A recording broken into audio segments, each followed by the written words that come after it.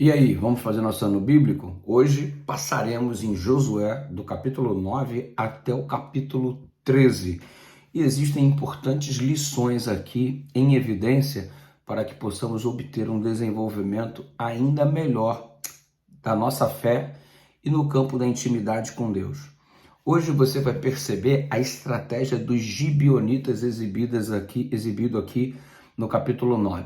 O que fizeram os gibeonitas? Tendo em vista que Israel estava dominando toda a terra de Canaã e as nações os povos estavam se submetendo a eles, os gibeonitas resolveram montar uma estratégia. Já ouviu aquele ditado que diz que o mundo é dos mais espertos? Pois é, os gibeonitas achavam isso também. Cuidado, porque na vida espiritual a eternidade não é dos mais espertos, no sentido de usar as habilidades pessoais para poder enganar as pessoas. Diante disso, eles foram até Josué, contaram uma história, apresentaram uma prova falsa de pães velhos, roupas velhas, como se estivessem viajado demais.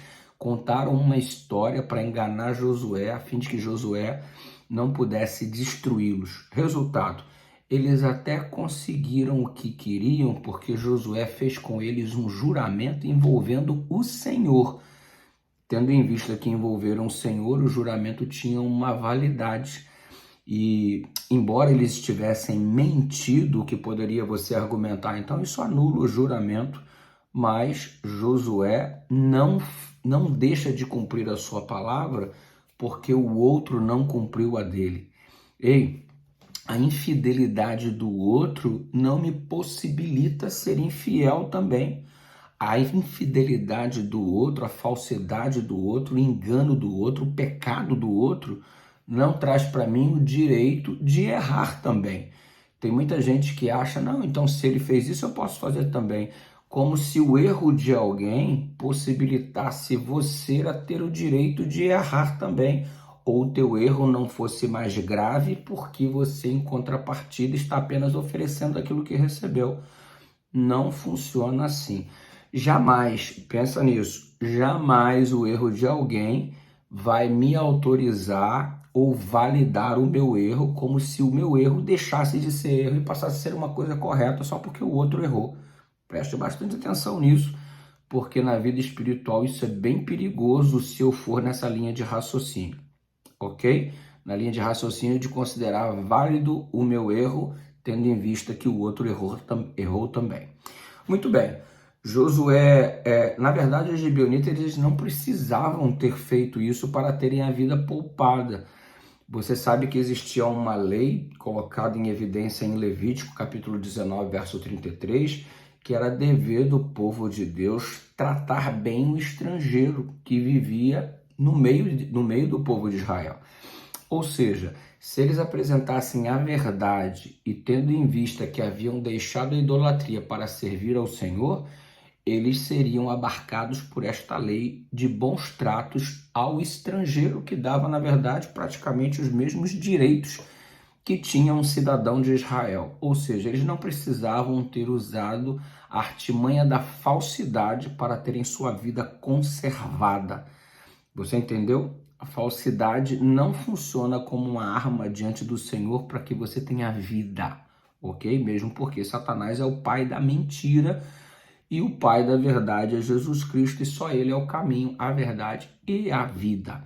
Tendo isso em vista, você observa que os gibeonitas tiveram de fato a sua vida poupada, todavia se tornaram escravos rachadores de lenha e tiradores de água para tornar evidente o quanto Deus detesta a falsidade.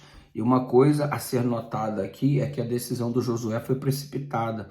Ele não consultou o Senhor diante do que fazer com aquele povo que estava comparecendo diante dele, a saber, os gibeonitas. Não buscou a direção de Deus, apenas o conselho dos príncipes. O conselho dos homens que estão ao seu redor e querem o teu bem é muito bom, o conselho é muito bom, mas eles não estão acima do conselho do Senhor. Os príncipes, os teus amigos, os teus pais ou qualquer outra pessoa que querem o teu bem, eles te dão bons conselhos e isso é muito válido, mas ninguém no mundo está acima do conselho de Deus para a nossa vida. Na sequência, capítulo 10 em diante, você vê que os gibeonitas foram atacados pelas outras civilizações. Israel os defendeu, os derrotou, já que agora eles estavam como sendo protegidos pelo povo de Israel em função do trato que Josué fez com eles, né? Você observa que houve uma luta intensa desses 5 reis contra Gibeão, e aí Israel toma partido, Josué sobreveio e derrotou todo mundo, e aqueles que não foram derrotados de imediato e fugiram ainda foram destruídos por uma chuva de pedra, e o sol e a lua se deteve quase um dia inteiro para que a peleja fosse realizada e a vitória obtida pelo povo de Deus. Na verdade, a rotação da Terra ou algo assim foi que parou, e não o Sol. Pastor, esse capítulo é anticientífico, a gente sabe do movimento do Sol, a gente sabe do movimento da Terra. O movimento da Terra em torno de si mesmo é denominado de rotação, e a Terra, além de rodar em torno de si mesma, ela roda em torno do Sol. Então não foi o Sol que se deteve, porque quem gira é a Terra. Bom, notem que a Bíblia é a palavra de Deus, escrita pelo ser humano dentro do seu contexto. Não existia esse conhecimento científico na época, então é uma linguagem comum, popular, e o objetivo aqui não é trazer evidência científica, o objetivo aqui é mostrar o poder de Deus para dar a vitória aos seus filhos. Então, na compreensão, no entendimento da época, eles acharam que o Sol se deteve, porque não havia o conhecimento da rotação da Terra em torno do seu próprio eixo, muito menos da rotação da Terra em torno do Sol.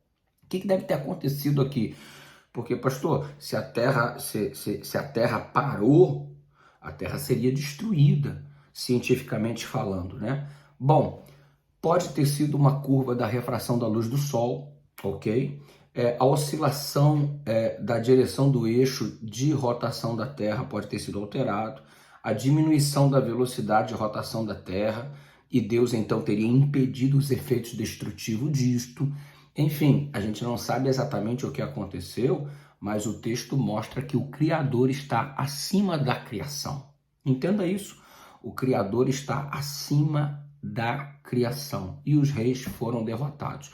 Põe na tua cabeça uma coisa, Deus vai fazer de tudo para dar vitória para os seus filhos. Não há limites da ação de Deus para nos trazer a vitória. Isso é algo simplesmente extraordinário. O capítulo 11 mostra as outras conquistas de Josué e como Deus o conduziu.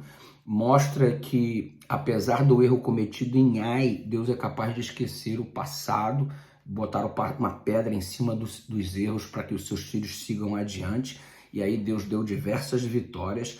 E no capítulo 12 tem uma lista dos reis vencidos por Moisés, vencidos por Josué, e mostra exatamente o que diz o verso 8 do capítulo 11, que o Senhor os entregou nas mãos de Israel.